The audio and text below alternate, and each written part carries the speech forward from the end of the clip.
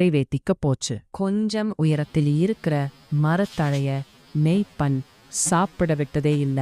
அந்த வலியோட போய் அந்த தழைய சாப்பிட தாவி தாவி கொஞ்சமும் எதிர்பார்க்காம பக்கத்தில் இருக்க முட்கள் மேல் விழுந்து வலியால துடியா துடிச்சது. ஒரு வழியா பக்கத்துல இருக்கிற ஆத்துக்கு தண்ணி குடிக்க வந்துச்சு. அங்கேயும் அதுக்கு ஒரு ஆசை. ஒரு குறிப்பிட்ட இடத்தில் மேய்ப்பன் தண்ணி குடிக்க விட்டதே இல்ல.